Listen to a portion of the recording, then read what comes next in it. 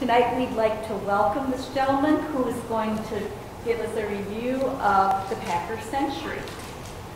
Jim Rice, okay. Welcome to the library. Thank you very much.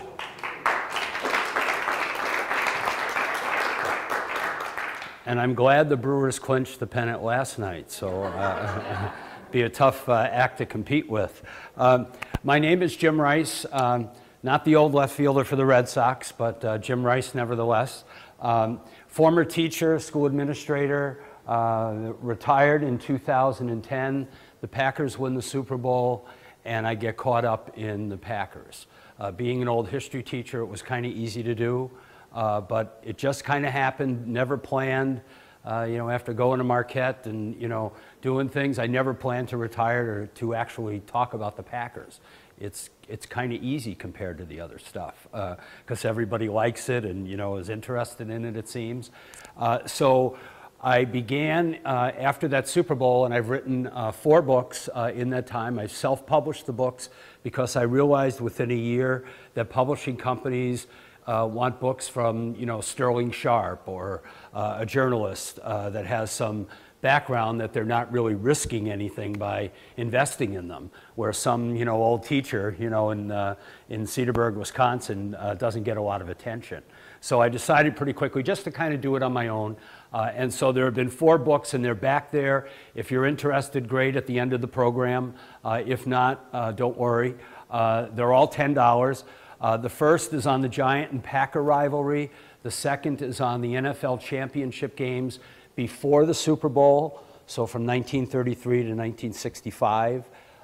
Then the Packer-Bear rivalry, every game between the Packers and Bears from 1919 to 2014, and then I stopped.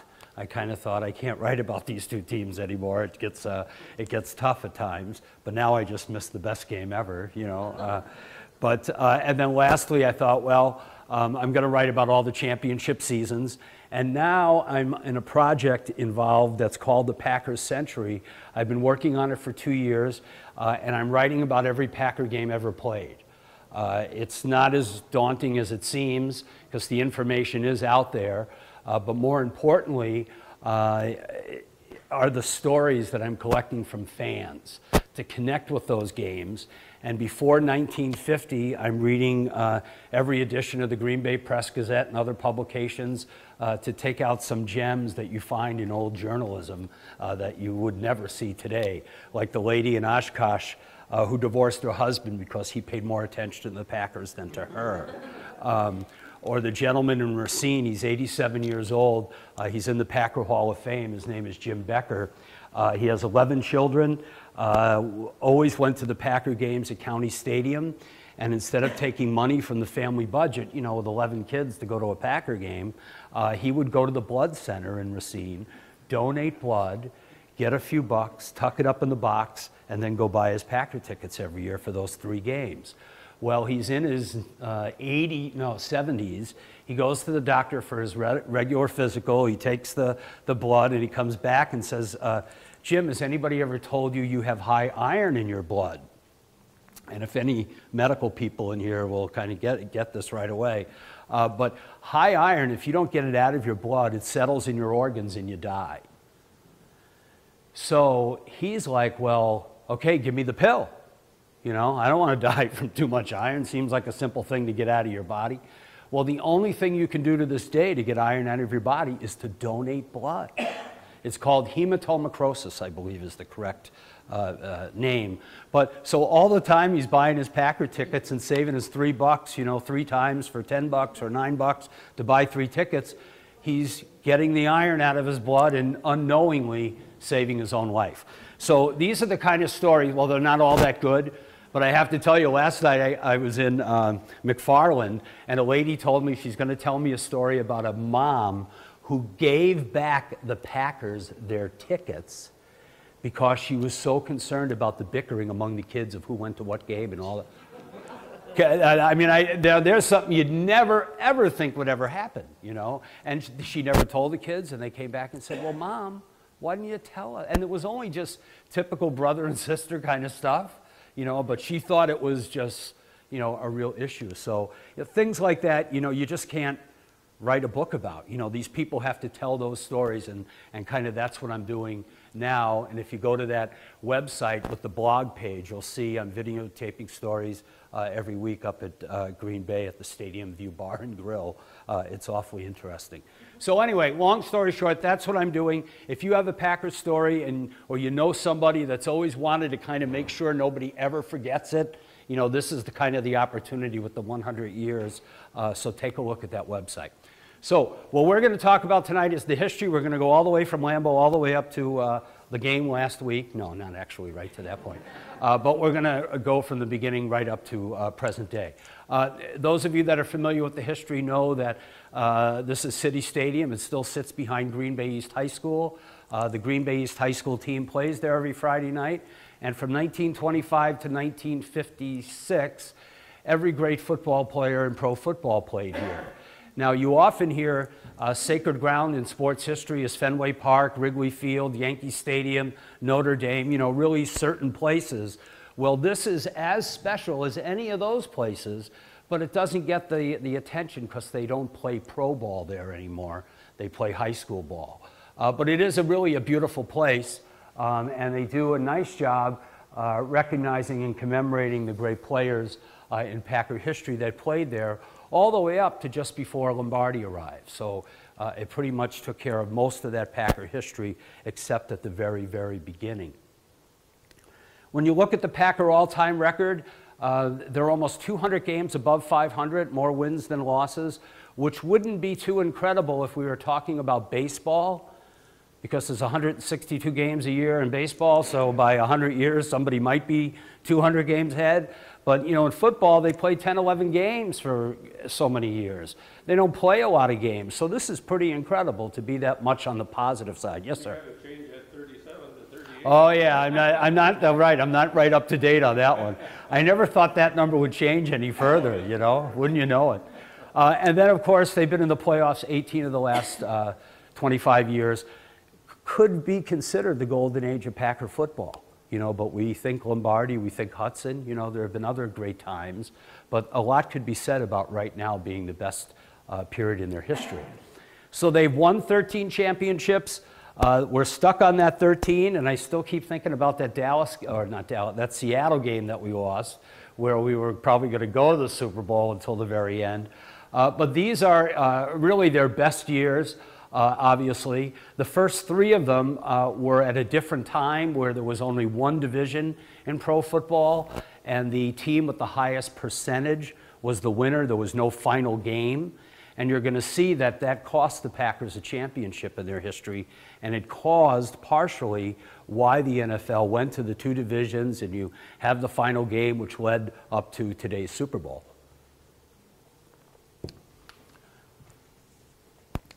Curly Lambeau, he's the reason this is happening. You know, a lot of people thought he was nuts to want to start pro football in the 20s. Everybody was happy with boxing and college football and baseball, and people thought he was a little, you know, eccentric to want to do something like this. This is the house his family lived in on Irwin Avenue in Green Bay, pretty close to the high school he went to, and it's on the National Register of Historic Places. So Curly goes to Notre Dame after graduating from Green Bay East. He spends 1 year, or actually a half a year there.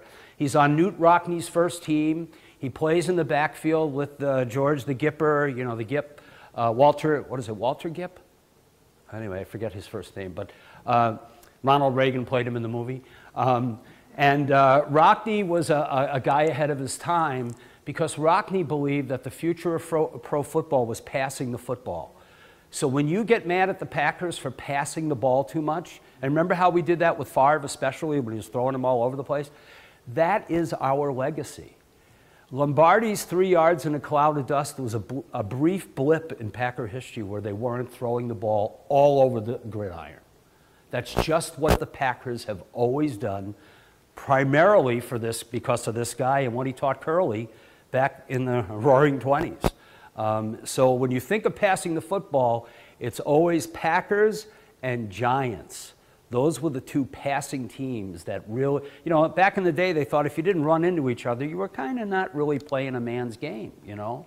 So passing the ball took a little while to catch on. So he comes back from Notre Dame around Christmas time, allegedly gets tonsillitis. I think that is true, and he doesn't go back. So he stays home, and then he meets George Calhoun, the Press Gazette, the Green Bay Press Gazette's city editor and sports editor. Cal remembers him, obviously, from the previous year because he was a star at East High School in Green Bay. And he's kind of enamored with him because Curly is just an outstanding athlete, and Cal is a very frail, not a very healthy person, so he lived vicariously through the football players. This is the first Packer team in 1919. Curly's in the middle with the ball there, and Cal has the beret over in the far right-hand corner. And Cal really loved these guys because they were strong, they never got sick, and he loved to write about them.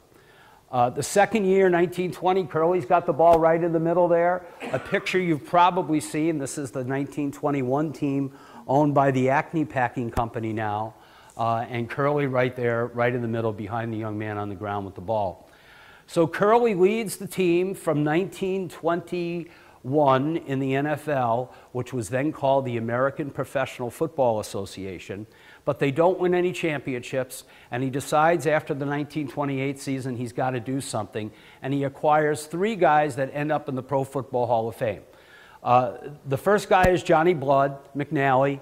The best way to describe him is he was the Paul Hornung of his day. Hornung drove Lombardi crazy, Blood drove Lambeau crazy. Very social, a very, very intelligent guy, a poet. I mean, this guy was a kind of, what do they call that, universal man, or whatever that term is. He just was, he loved everything and absorbed everything, and he loved learning, and he loved playing football, and he's a Hall of Famer. Mike Michalski comes over from the defunct Brooklyn Dodgers to shore up Green Bay's offensive line. And the last guy who I truly love the most here, this is Cal Hubbard, but this is a 1956 baseball card. Hubbard disliked New York playing for the Giants so much in 1927-28, he demanded a trade to the Packers. They even did that back in the day. He's from Missouri. He didn't like the big city.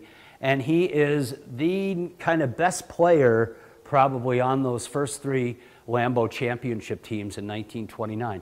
He was 250 pounds.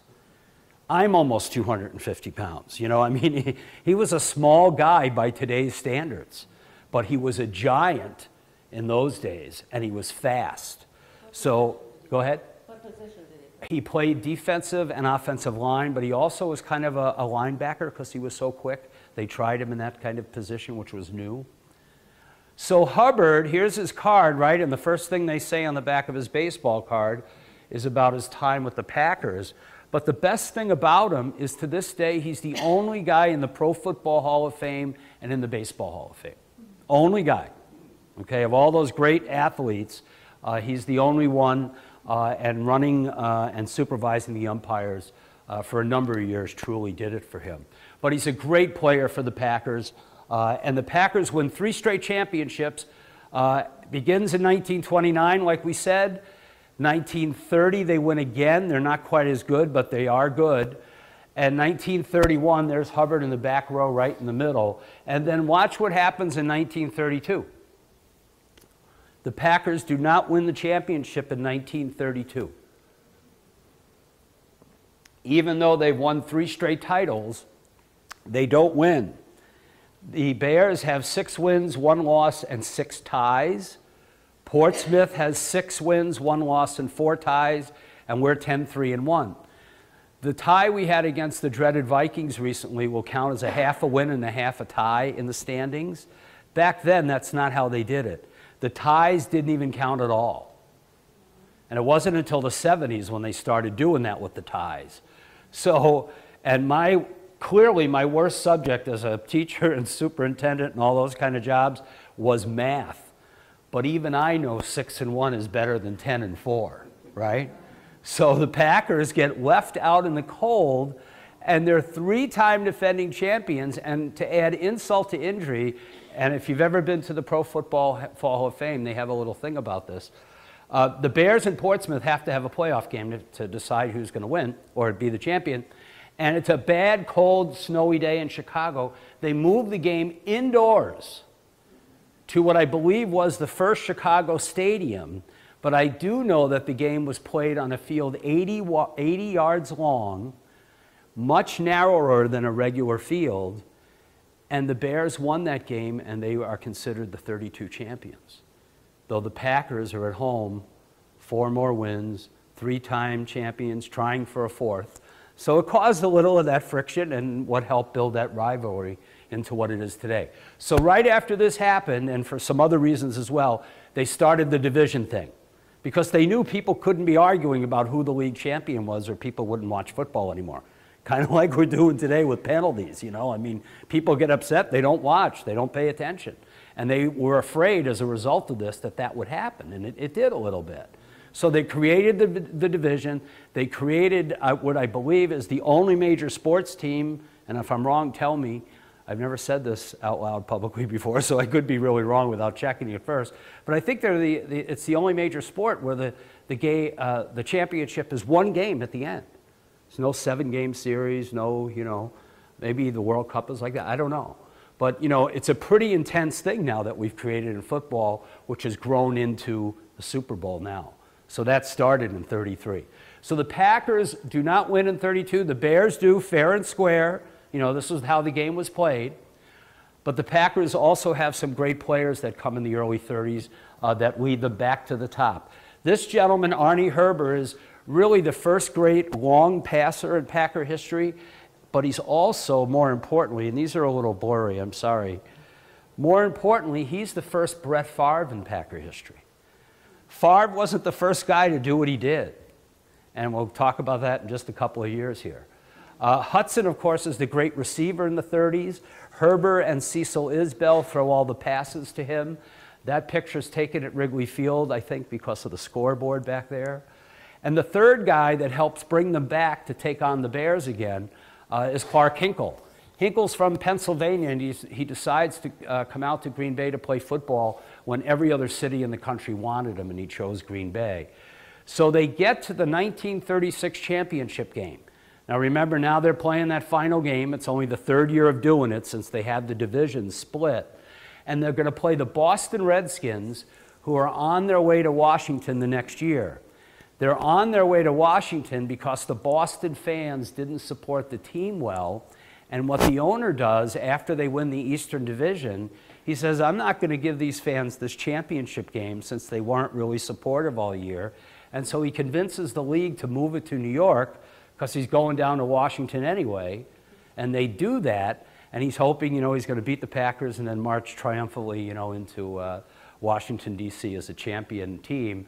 And of course they do not. Lambeau wins his 4th championship with the first touchdown being a 48-yard pass to Hudson, which still in 1936 is still not the most common thing that's going on in football yet, not like it is today. So it was a stunning win for the Packers. The Redskins were hurt a little bit, which helped.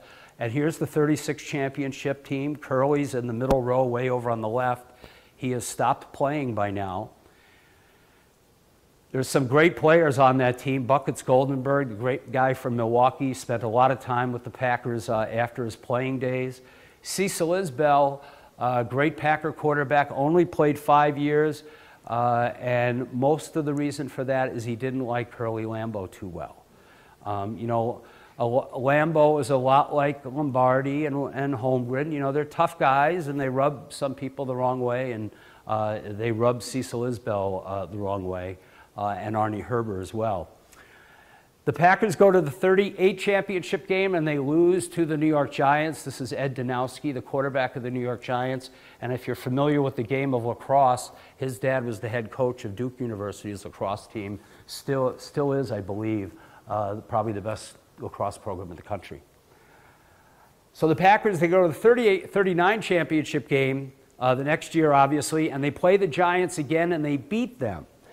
They beat them 27-0, but the strange thing about this title game is Curly decides to move the game out of Green Bay, and it's played at State Fair Park in West Dallas, in the middle of the racetrack.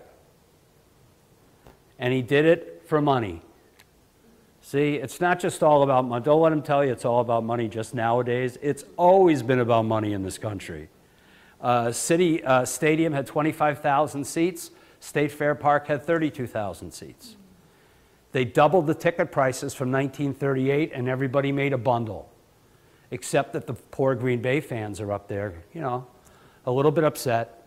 But he also did it to honor the connection with Milwaukee. You know, Milwaukee was a very supportive part of the Packer history, and that was one way of thanking them, but it sure was an awfully steep price for the Green Bay fans. The 1940s belonged to the Chicago Bears. They finished in first place 1940, 41, 43, and 46. The Packers finished second to them 3 of those 4 years. So the rivalry is very intense in the 40s. Up on the top left there in the double-breasted suit is George Halas's brother, who was the business manager of the team, and right below him is George Halas.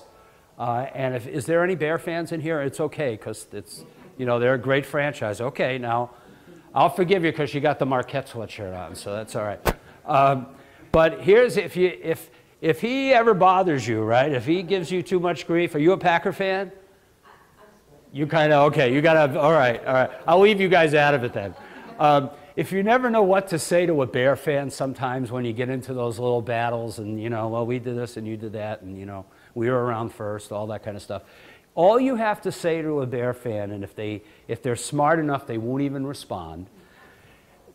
Halas himself is below his brother there on the next row, second row from the top in the jacket, the Chicago Bear jacket. Next to him, one guy over to his left, is Sid Luckman. When the Bears won all those titles in the 40s, Sid Luckman was the quarterback. Sid Luckman, here's the joke, Sid Luckman to this day is still the greatest quarterback in Chicago Bear history. Sorry to say, hasn't thrown a pass since 1950. You can then say, but I think we have a few good quarterbacks since 1950, and you know, then usually it's they walk away or whatever. But it is true. Though I read so much about the Bears and have a new respect for them. If it wasn't for the Bears and the New York Giants, the Packers would not be in Green Bay. I can tell you that right now. They'd be in Milwaukee or somewhere else. They wanted that team to stay up there to keep the history of the league alive, and Halas also wanted a nice rivalry to keep going. But those teams fought for the Packers at times when they really needed them to. Great players in the 40s and early 50s for the Packers. Tony Canadeo, his number 3 is retired on the scoreboard up there at Lambeau. He's a Chicago boy, had a lot of great games against the Bears. Ted the Bull Fritsch, great running back, used to plow over people, single-handedly won a championship game in '44 for the Packers. But more importantly, he's from Spooner, Wisconsin. He was a great mentor for coaches and children and young adults after he left the game for the rest of his life. He dedicated to coaching. Red Smith is Curly Lambeau's only assistant coach, and here's where we get to the Brett Favre story. So Red Smith gets into a disagreement with Lambeau after he was there a good 8 or 9 years. And Lambeau was kind of like, you know, the other coaches, you know, if you did that, you were gone. You know, they pretty much run the show the way they want. So Smith gets fired. He has this need to want to get Lambeau back, okay? Kind of like the Favre thing a little bit, you know, that revenge thing. So he goes and gets a job as an assistant coach, the same thing he was doing in Green Bay with the New York Giants. Now, during the Second World War, over 600 players in the NFL served in the armed forces, and so a lot of the teams called back the old players who were still in decent shape to come back and play to keep the interest of the fans. And football wasn't quite as strong during the years of the Second World War. So Smith gets to New York, and Herbert's been retired now for about 3 or 4 years. He gets to New York, and Herbert, when he left Green Bay, he had a problem with Lambeau too. He didn't care for him. There were issues about Curly's personal life that got in the middle of it. And so Smith calls up Herbert and says, hey, do you want to get Curly back for all those nasty things he said about you or whatever, however the story went? And Herbert's like, well, what do you mean? And he decides to come out of retirement to play for the Giants to hopefully get the Packers back because they're going to play him that year in 1944. He comes back, leads the Giants to the 1944 championship against the Packers, the championship game in 44 against the Packers. That would have been like us playing Favre in a Super Bowl. Okay, that was the equivalent at that time, the NFL championship game. Fortunately for the Packers, Green Bay wins the game 14-7. Herbert plays one more year for the Packers, but neither one of them were able to, as Favre, they used to say about Favre how he wanted to stick it to Thompson. You know, they weren't able to do that to Curley. But it caused a lot of anxiety in Green Bay. But of course, the media and everything was so different. So Curley moves on at the end of the 40s. He has 6 championships, one more than George Papa Bear Halas when he retires. In 1950, does Mr. Lambeau. He actually is kind of forced out. He goes and he's coaching the Chicago Cardinals the next year. Everybody leaves Green Bay, you know, and starts over somewhere else. And Curley was no different, and he was the founder of the team. He went to Marquette, assistant coach for the Bears, comes up to Green Bay, and it's hard to follow a legend. This is a 56 Packer team. In the second row from the top, the 2 gentlemen on the ends with the cap on, one way over here and way over on the other side on the 3rd row up, they're the other 2 coaches between Lambeau and Lombardi. So you have Ronzani, Blackburn, and Scooter McLean, really bad Mondays because the 50s were just kind of like the 70s to us and 80s to us. You know, it was awful. Sundays were just another day of the week. You know, you went out shopping. You didn't stay home to watch the Packer game. So it was really bad, but they had some great players. Tobin wrote, again, that Packer legacy of throwing the football. Here's a guy who was a fantastic quarterback for them for about 5 years, could run the ball as well as pass it. He gets traded to the Lions, and he wins the NFL championship for the Lions in 1957. Yes, the last one, that's right. Bob Mann, the first African-American player for the Packers, leads the team in receiving several years in the early 50s. Billy Houghton, the great Packer receiver, who Lombardi doesn't like and trades him pretty quickly because he's involved in establishing the Players Union. And he goes to Dallas, and when he retires, he's the all-time NFL passing leader when he leaves in the 60s. John Martin Kovic, a defensive lineman. There are blue and gold uniforms often in Packer past in their history because of their connection to Notre Dame and to Knute Rockne. Lombardi changed the uniforms to green and gold as soon as he got here, but they had been blue and gold and green and gold in the past. Blue and gold was especially prominent. So Lombardi comes in 1959. He comes from the sidelines of the New York Giants. There he is on the left, and on the far right is Tom Landry, he was my dad's favorite coach because of that hat. And he was the coach of the Cowboys, and who does Lombardi have to beat to get to all those Super Bowls are his friend, is his friend Tom Landry. Bart Starr, 1958 card. Of course, you know, you can't say anything bad about this guy. I mean, he's a better person than he is a player, kind of like Donald Driver. And Starr was a phenomenal man and was already here when Lombardi arrived in '59. Ron Kramer, tight end, no relation to Jerry Kramer. Bobby Dillon, probably the greatest Packer that nobody knows about. He's still the team's all-time interception leader, and he was legally blind in one eye. Here's Lombardi with Jack Venisi. Jack Venisi was the talent scout. Before Lombardi arrived, all the great players, with probably the exception of Willie Davis and Henry Jordan, and there's probably a few others, but most of the players that won 1 game the year before Lombardi was there won 7 games with Lombardi after his first year. I mean, it was a very comfortable atmosphere to lose in Green Bay, and kind of got like that a little bit in the 70s and 80s too. Venisi is so honored by a little monument across the street from Lambeau Field, and for our faithful Bear fan over there, I'll have to admit to you that his brother, yes, built the 1985 Chicago Super Bowl champion Bears, but we don't want to talk about that too much. Yeah.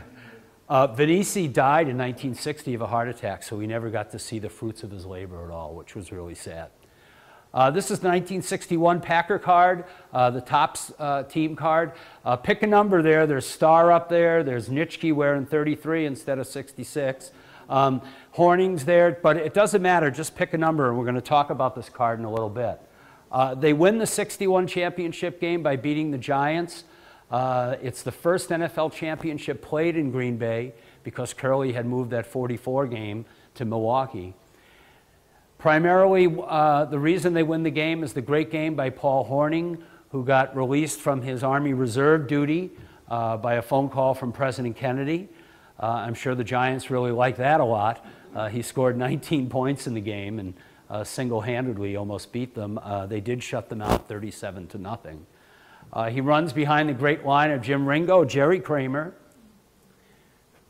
Fuzzy Thurston, Bob Skoronski, and Forrest Gregg. Here's the 1962 card, a little blurry.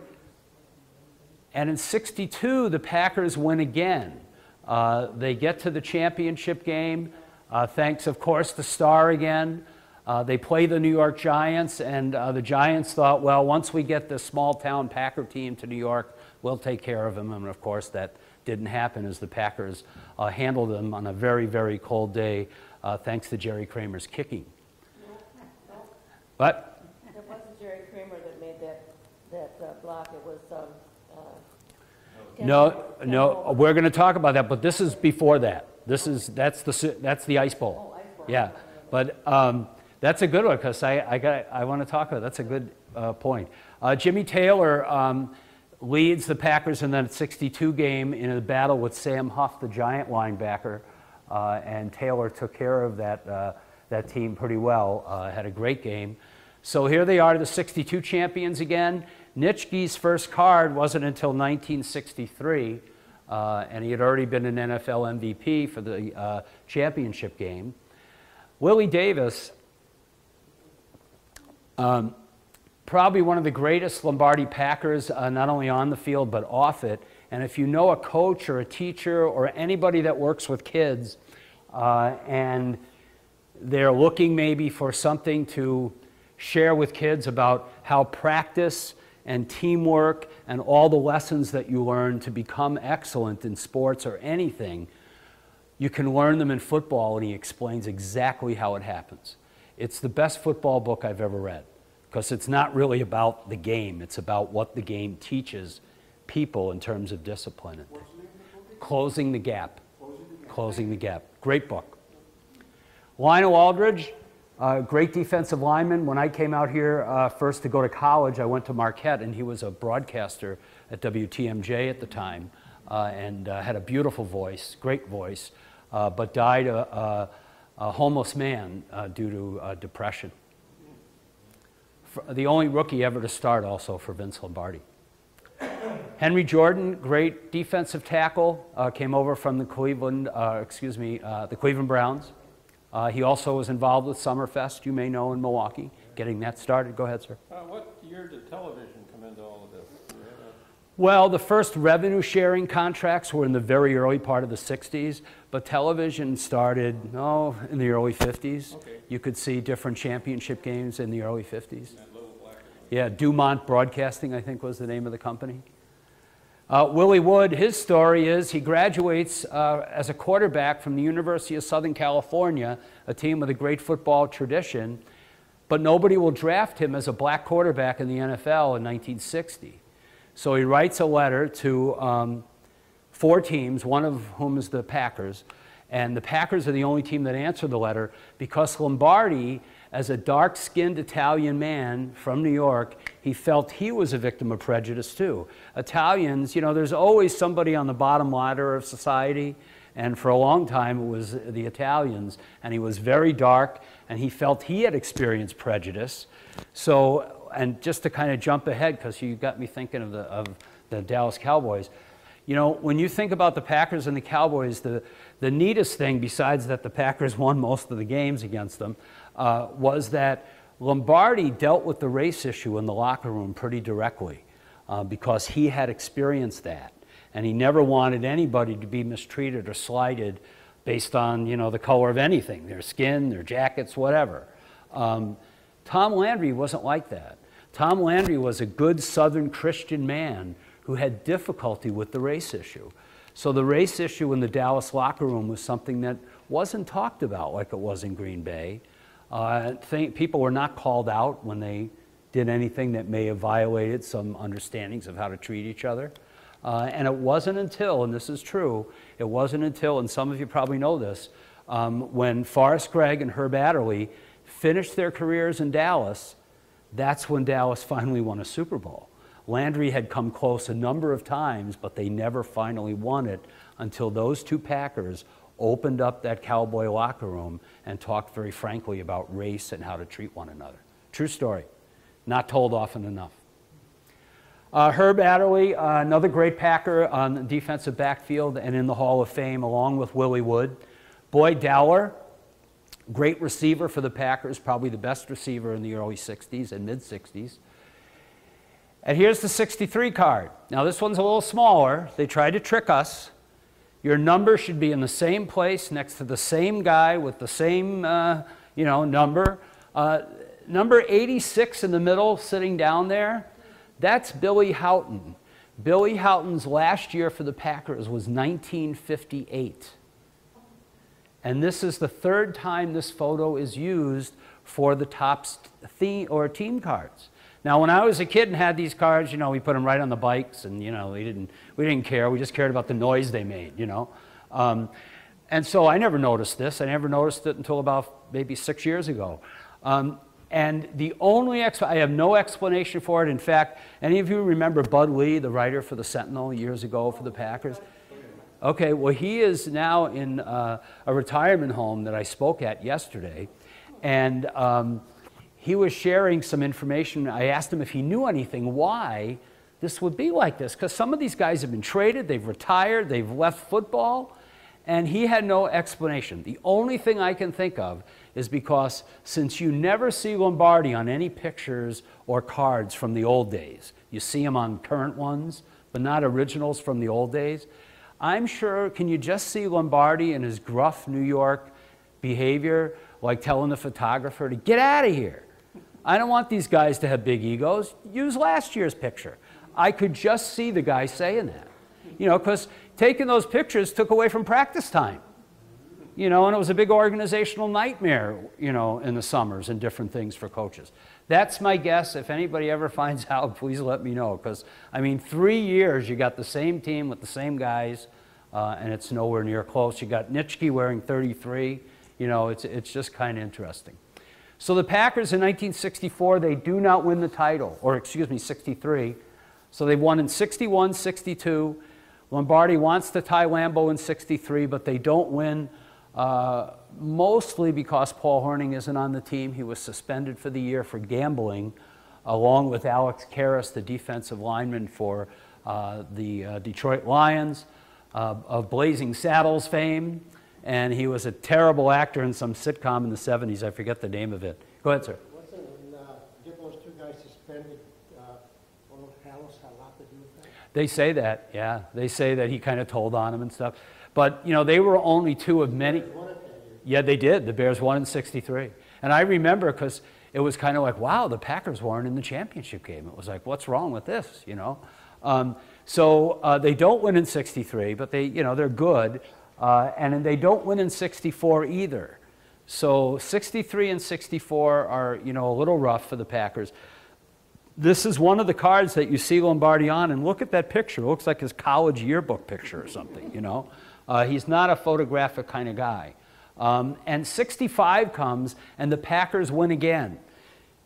If you don't know the history of this photo, you should, because it's Curly Lambeau on the left, Vince Lombardi on the right. Vince Lombardi does not like Curly Lambeau. He does, these two guys, the greatest, icons in Packer history, Lombardi can't stand them. And the reason is, do you know the reason? Anybody want to take a shot at it? Go ahead. Oh, the Bear fan. You better be nice. You better be nice. They were naming the stadium, City Stadium, after Curly Lambeau. Lombardi thought it should be named after. That's true. That's part of the history. And Lambeau, to bring you up to speed to what this gentleman has just enlightened us with, which is accurate 100%, Lambeau dies on June 1st, 1965. They name the stadium after him now. Citi Field becomes Lambeau Field by the beginning of the 65 season. Lombardi does think the stadium should be named after him, and he hasn't even won a Super Bowl yet. I mean, egos? I mean, this isn't just what we're doing nowadays in sports. They've always been like this. You know, you get to a point where everybody loves you, and, you know, it's tough. Go ahead, sir. By the looks of their hands and the grimace on Lambeau's face, he looks like they're squeezing each other. Having a little tug of war, or, yeah. I don't like you, I don't like Yeah, you. so Lambeau is a very Paul Hornung type player, okay? Out at night, the most famous guy in the 20s, 30s, and 40s in Wisconsin. He became attracted to Hollywood. He used to go out to Hollywood a lot. He was bon vivant, shall we say. And if you know what that means, good, because I don't know French. I just know it's a little sketchy, or like to have a lot of fun. And so you know, perhaps, that Lombardi wasn't like that. Lombardi went to church all the time. He prayed the rosary. God, family, and the Green Bay Packers. Yeah, that's what he said. I think we had God, Packers, family. And maybe God and the Packers switched first and second place there a little bit. He was a very focused gentleman.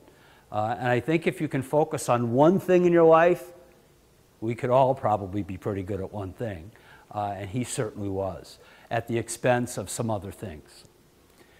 65 championship team. They finally got Nitschke with the right jersey on there in the middle.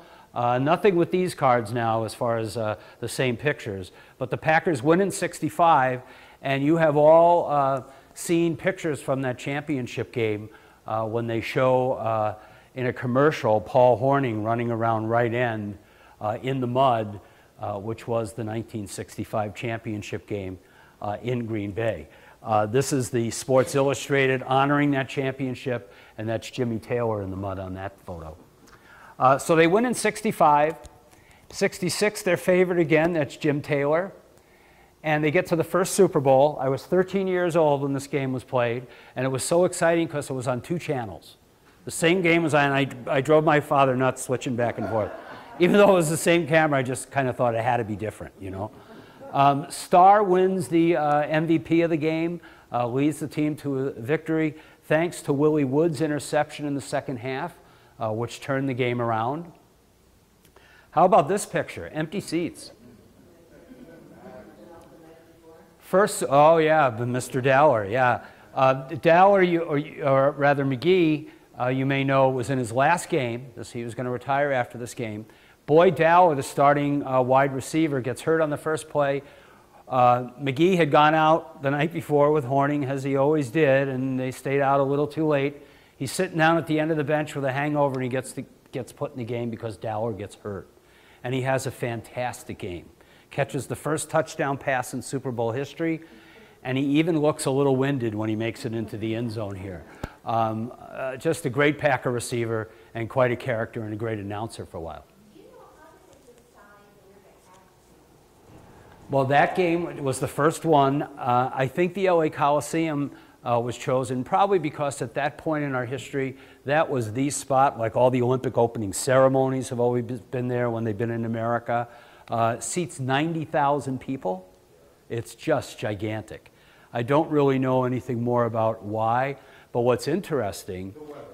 Well, yeah, the weather. Yeah, right. They had them, especially, yeah, because the next year they went to Miami after the Ice Bowl to make sure they got a nice place for weather, too. So, yeah, because they are mostly in those warmer climates. But prior to the Super Bowls, all those championship games before were on the home field of one of the teams. But now they're in a neutral field, all the Super Bowls, yeah. I used to switch it between the 2 leagues, Western Division, East Division. It switched every home game. It wasn't by record. Right. Whoever, yeah. And unfortunately for the Packers, that 65 one, it was our turn, the Western Conference, yeah. So they win the first Super Bowl. Bart Starr's the MVP. There's the first picture. It says 67 Super Bowl champs, but it's really the end of the 66 season. but they like to say that's 67 because it was played in January. 67, they're favored in the fall again, but they're not as strong. They're getting a little bit older. A lot of teams are catching up with them. The game is changing a little bit. Gale Gillingham, some other great players. Gillingham, some people think he's the greatest guard in Packer history. He was that good. Donnie Anderson and Jim Grabowski, these guys were called the Gold Dust Twins. Remember, they called them that? And the reason was in 1966 was when the whole financing or finances of football changed and the rookies started making a lot of money right up front, like they do today. And that first started in the 60s, irritated a lot of Packers. They teased them about being the Gold Dust Twins because they had all this gold, and it really irritated Jimmy Taylor, who left the team in a year or two after that. Kenny Bowman, Wisconsin's own. Go ahead. I heard he lived here. Yeah, he went to Madison. He's a Madison product. He lived in Lake Mills, where his brother. I don't know, but I do know. Okay. Sorry. Oh, that's okay. That's okay. I do know that if I have a chance, I'm going to meet him soon because he's on the board of directors of Concordia University in Mcnally. Yeah, so, and I live over in that area, so I'm hoping to meet him because I know somebody involved. You know, the hair is all you need to know here, ladies and gentlemen. Kenny Bowman was one of the first of the new breed on the Packers, you know, the non-Lombardi breed, shall we say. And Bowman was a great player, but I do have a bone to pick with Jerry Kramer. When Kramer made that block in the Ice Bowl against Jethro Pugh, and you can run it on, you know, the computer and watch it over and over again, and you'll see it. He doesn't make that block by himself. Kenny Bowman gets a little piece of Jethro Pugh that helped Starr sneak into that end zone. When Kramer wrote the book Instant Replay right after that season, he says so. He says, Bo helped me with that block.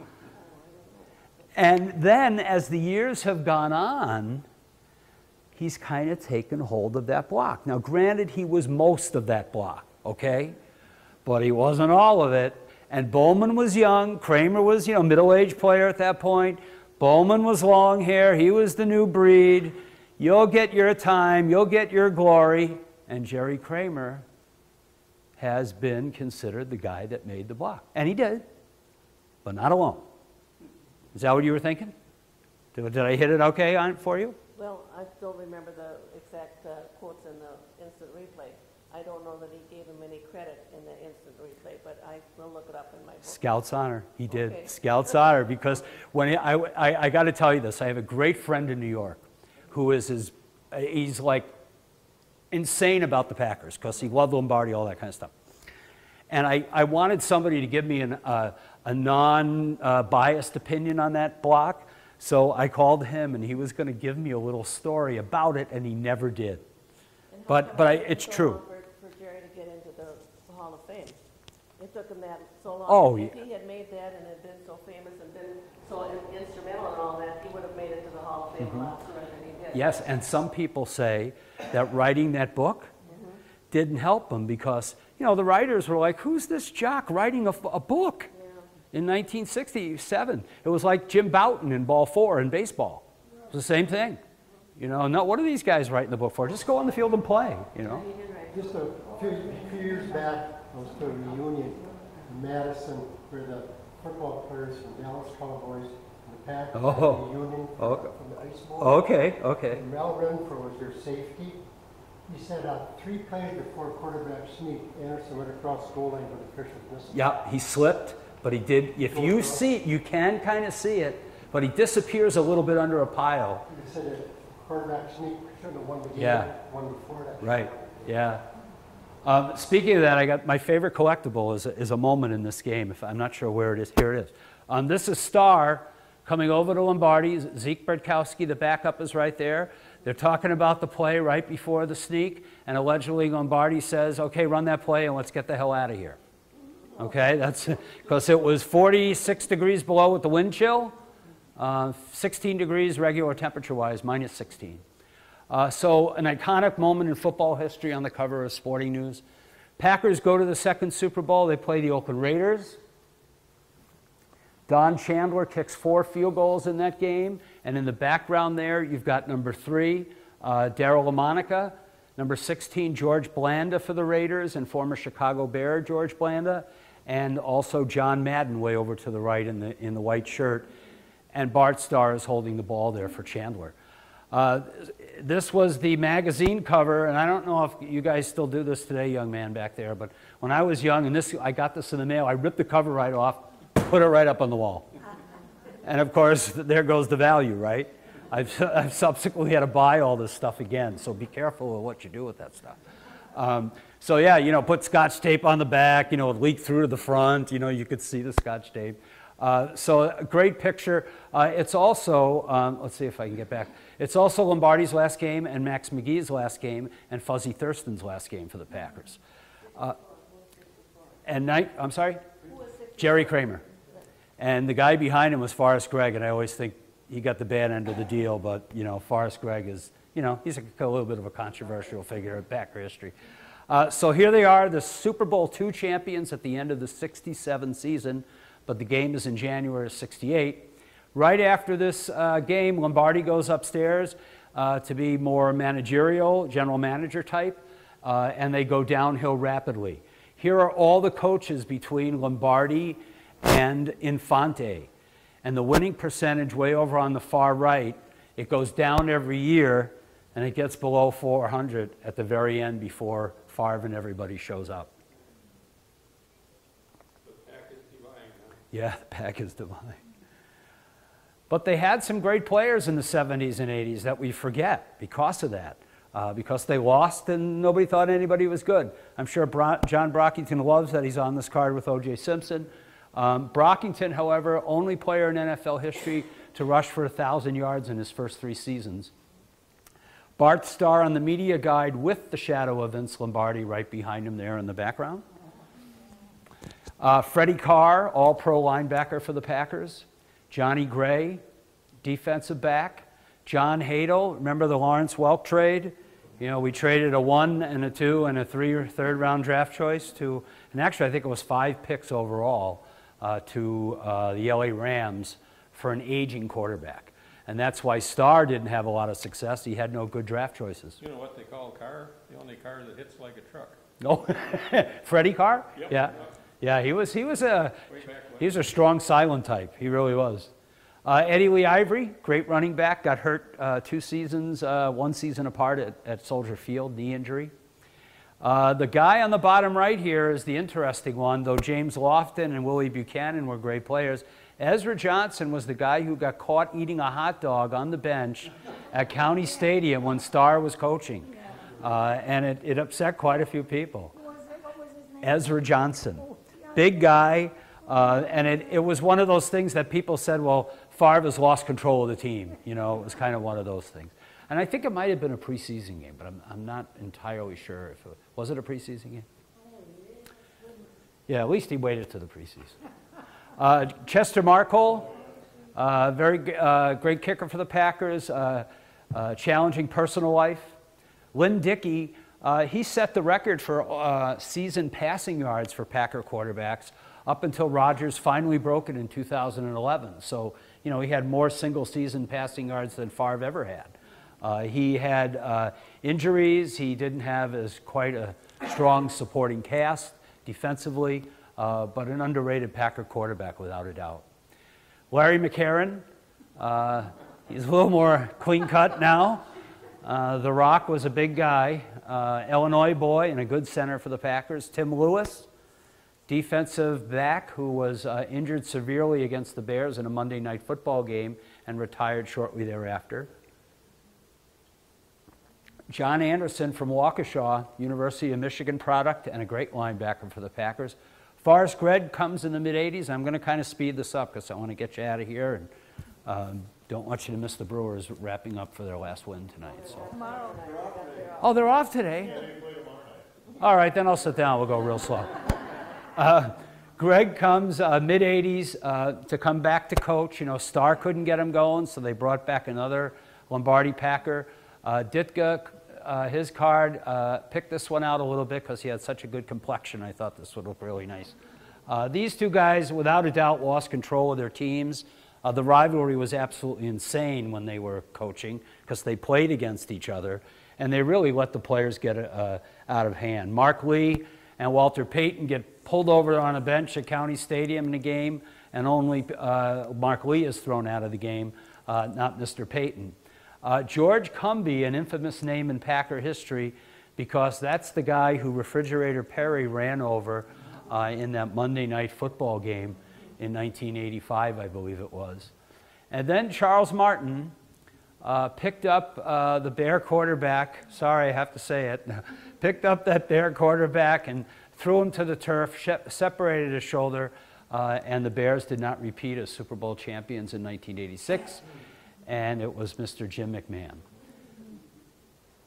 So Infante comes to coach in the late 80s. He has Don Mikowski, and the Packers begin to win a little bit, but Mikowski gets a little bit selfish and holds out the next year, then has a shoulder injury, and it's all over. So then we have to sit tight and wait for Favre to come.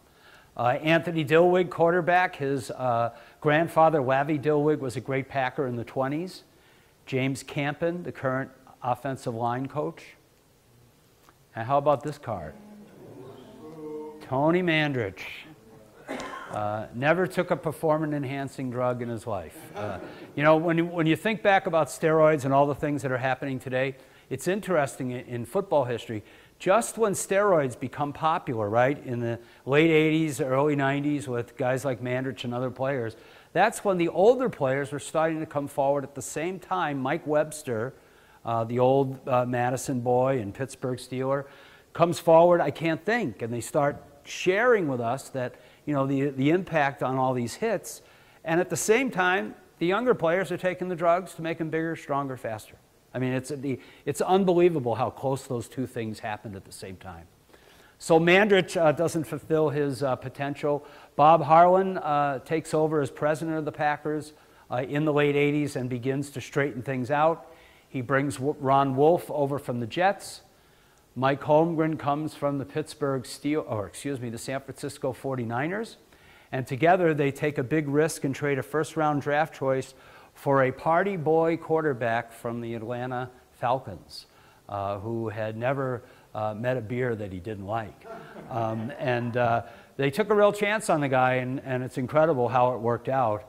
The whole Favre saga certainly was a tough one that we'll talk about in a few seconds. Reggie also, great free agent signing in '92 and helps lead the Packers back to that first Super Bowl along with Brett Favre. Interesting photo here with Mr. Cosby in the upper right-hand corner up there. Yeah, the timing, you know. Gilbert Brown shores up the defensive line. Never met a hamburger he didn't like, I suppose. Leroy Butler. Lambeau Leap, right, and radio guy. Milwaukee County Stadium, the last game there was played in 1994, commemorative program. Dorsey Levens, Edgar Bennett lead the backfield. Sterling Sharp, the great receiver. And Favre's favorite target in the end zone, Antonio Freeman. So they beat the Carolina Panthers at Lambeau to get to the first Super Bowl in 29 years. The last one was in January of '68. So pretty long time. Many people thought they'd never do it. And you may remember exactly where you were when they did that. Favre had a great game, 2 touchdown passes and a touchdown run himself.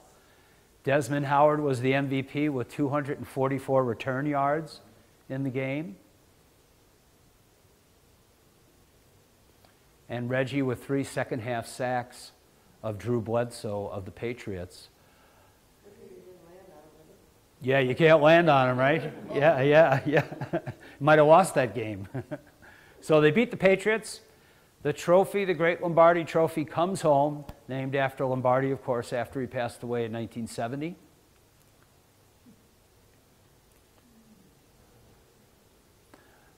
Ticker tape parade as they came back from the Super Bowl, and they were not going to get out of the bus because it was so cold.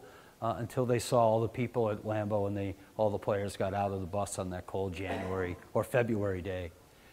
So Lambeau Field is renovated in 2000 to 2003 due to a referendum that passed by only 600 and some odd votes.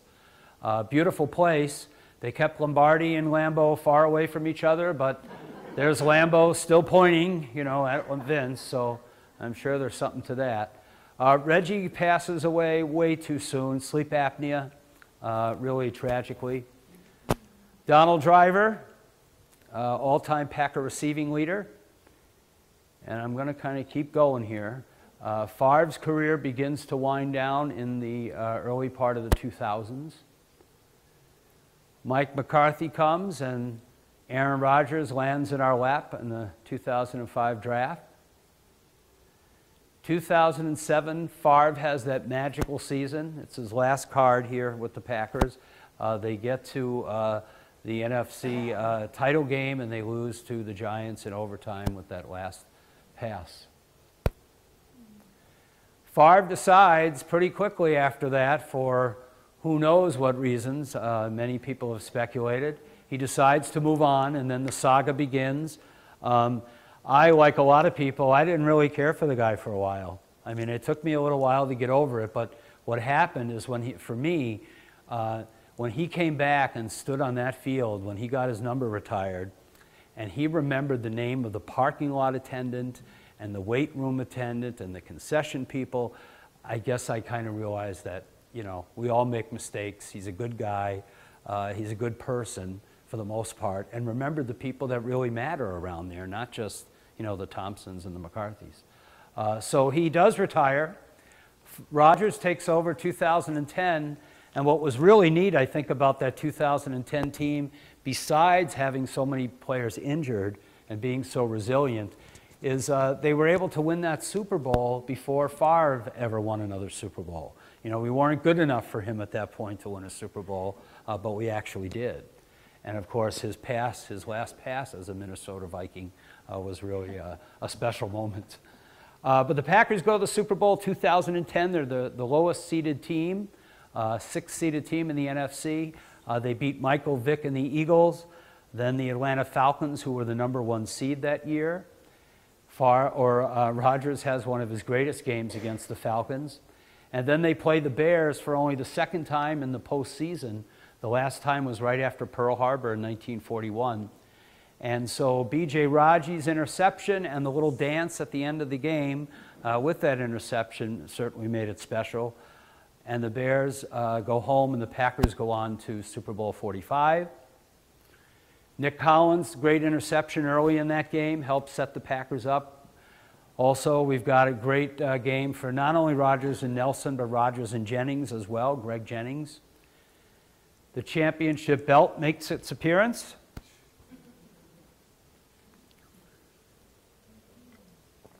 A lot more coaches than good old Red Smith, huh? There they are, all the coaches in white.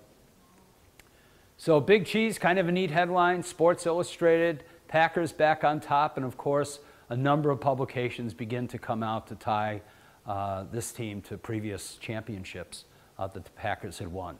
2011, they're undefeated for about, I think, 11 games, before losing to Kansas City, and then they lose to the Giants in the postseason. A.J. Hawk, you may not know this, but he's the leading tackler in Packer history. Yeah. The Fail Mary pass in Seattle that we often don't like to remember on that, it was a Monday night game, I think? Yeah. The Fail Mary. Donald Driver, of course, eventually retires as the all-time Packer receiver leader and the best dancer on the team. He certainly won that title. Eddie Lacy, strong rookie. I think he's out of football now, if I'm not mistaken. He's not done well after those first couple of years.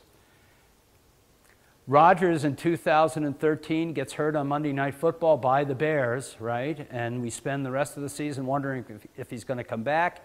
He comes back, beats the Bears, kind of like he just did on the in the last minute of play here by connecting again with Randall Cobb. And in 2014, the Packers beat the Bears 55-14. Rodgers throws 6 first-half touchdown passes. I went to the gas station on Monday morning, saw the Chicago Tribune headline after them getting beat so bad. I had to buy it. So the Chicago Tribune said this, Lambeau bleep. So 2014, Rodgers wins the MVP, and going into 2015, we know what happened with Jordy and his injury and the different season that caused. Friend that I just met probably less than a year ago shared this picture that he took at that game when Favre had his jersey retired, and I think that's just such a neat picture and one of the most special nights in Packer history. You got Frankie Winters up there, 52. Yeah, I think that's Henderson next to him, or Henderson could be the other 33 over here.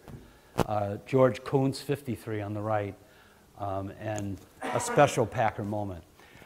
They really have trouble getting back to the Super Bowl through this decade. They do beat the Giants a year or actually 2 years ago. Then they go off to beat the Cowboys, and that game was so memorable, not only for that catch, but also Crosby.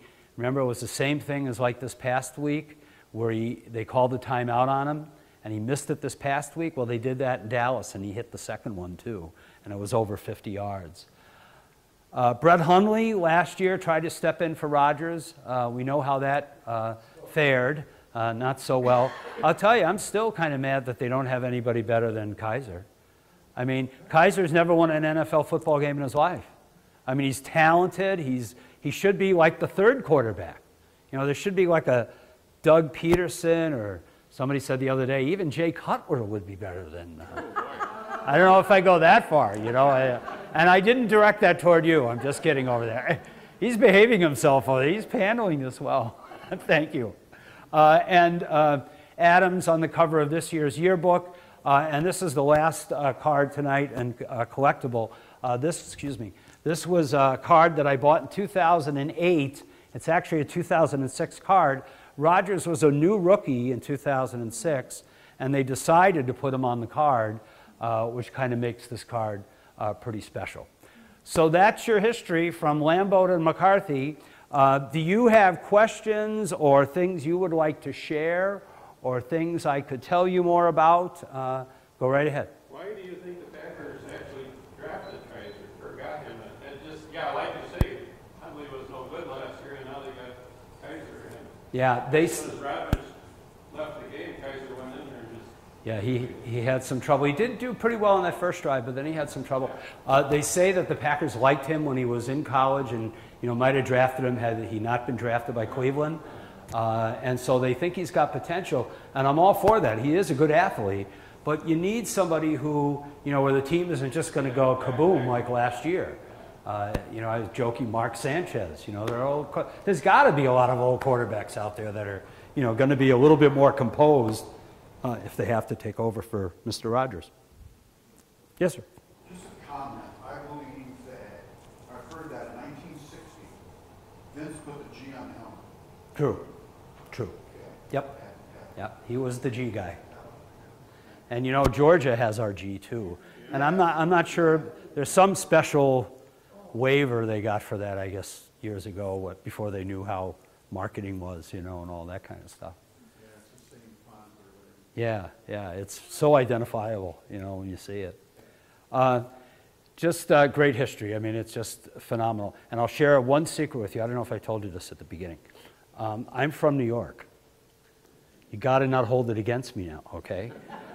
Sometimes I say that at the beginning of the program, and I think I set myself up, So I tell people now at the end. Came out here to college, never went back, went to Marquette, and have never been so captivated by a team and a history of the team like these guys. I used to be a huge Yankee fan, now a Brewer fan, but the Yankees have the same component, with their history. And we are, in some ways, getting just like the Yankees. We expect to win every year. And when we don't, some people, not us, nobody in this room, but some people get a little downright upset. Yes, ma'am? I just want to say that everybody always quotes Vince Lombardi saying, winning is everything. And what he said was, wanting to win is everything. And that's in Bart Starr's book. That's right. And I think that it's there's such a different connotation when you say it, he wanted to win rather Yes. than still. Right, it was the effort and the desire that you put in. Right. The other thing about Lombardi and his quotes, you know, the whole idea people criticize him for about challenging players to be excellent and perfect. And his whole intent there was he knew that nobody could be perfect, but he knew by striving for that they could get as good as they could be. Yeah, yeah, it did. Yes, sir. When they were playing the Vikings, and then they had that tie, what was that? Vikings. Yeah, Vikings. I have never understood, or that was the first tie I've ever seen. But why is it that it ends in a tie, and how did they set that up for the whole business? Yeah. Because it's kind of a goofy thing where. Yeah, well, ties in the NFL have been kind of a funny part of their history, as you've seen. I remember as a kid in '71, Miami and San Diego played this game that went on for like hours, like 6 hours. There was no end, you know? So then, yes. And then they had to kind of start ratcheting back overtime, like structuring it. Then they went the other extreme where the first team that scores wins and the other guy doesn't even get a chance. And now they've come back to giving, you know, the teams equal chances a little bit. I don't know how they make those decisions. I've never seen a tie before. Yeah, they're pretty rare. How does it turn out this way rather than? Yeah. And then, of course, you know, with all the issues with health, the last thing they're going to do is make the game longer. Yeah. You know. Yeah. Go ahead, sir. Yeah, my wife's a big Lynn Dickey fan. Any Lynn Hey. Dickey stories to share? Lynn Dickey. She's got her autographed megaphone and everything. Nothing I could share because I just saw him this summer when he was at the Packer Experience, and he was with Paul Kaufman, and they had a lot of good stories, but I couldn't tell you one and give it a real honest shake for you because the details are just priceless. But very very underrated. You know, the broken leg and what's that? Yes, and breaking his leg, and you know it's. Right, they had no defense. They were terrible. But yeah, Dickey is an unheralded Packer star. And truly, you know, Packer history, we are about throwing that football. That's just what we do. It's in our DNA. It's Lombardi, like I said, is just a little bit of a change in that philosophy. Yeah, they said McCarthy, a couple of days ago, that McCarthy is going to throw that football one heck of a lot more. Oh yeah, he, you know. And I'm guilty of going, run the ball more too, you know, because you got to have a balance. Yeah. But it is, Packers are about passing. That's what we do. Yes, sir. Quick story. Old City Stadium by the high school. I went to my first game there when I was 5 years old. Oh, wow. And we sat in end zones, wooden bleachers. And underneath our stands drove the men into the bathroom. Oh, yes, that's right. They didn't dare drop their hat. Yes, they went to the bathroom under the stands. There was no locker rooms. The teams put on their uniforms at the hotel before they come over to the stadium. So that, along with all the losing, that's when the NFL in the 50s said, hey, to the Packers, you either get your act together or we're moving you. Because everybody wanted them in Milwaukee. You know, Green Bay was a tough place to get to in the 20s, 30s, and 40s. And especially when your team was losing and you had a small stadium where you didn't make a lot of money going there. So it was kind of a real double whammy for the Packers then. George Ellis had that move. He did. He was part of helping get that stadium built. You are right. If it wasn't for Hallis and the Giants, we would have been in deep trouble in many respects. Here's my story. All right. So when Brett Favre signed his contract to be the new quarterback, do you have any idea where he celebrated? Because I do know. You do. Chi-Chi's in Green Bay. Chi-Chi's in Green Bay. Because I was sitting next to him and did not know who he was. And the friend that I was with said, hey, you're sitting next to Brett Favre. Are there Chi-Chi? And I'm like, who's that? And then I'm looking around and I see all these bigger people in the Chi-Chi. Yeah. And so that's my story, that I sat next to Brett Favre the night he was celebrating his big multi-million. Did they call him Favre or Favre? Remember when his first we didn't know how to say his name? This guy was. And then as he's getting, I'm like, I met him. And you didn't get his autograph. Well, What's wrong with her, right? I mean, geez. Oh, great. Brett Favre is think Jerry Glanville called him Favre. Yeah, Jerry Glanville regrets the day he ever let Favre out from under him. Well, thank you, everyone. Enjoy your rest of your night. Too bad the Brewers aren't on, but that's okay because they won anyway, right? So they're okay. Please check out the website if you got a Packers story that you want to share with me. I'd love to hear from you, Mom, over the internet. If you tell me that story, if you've got something, let me know. Check out the blog, and you'll see the videos that I take of people. Thank you.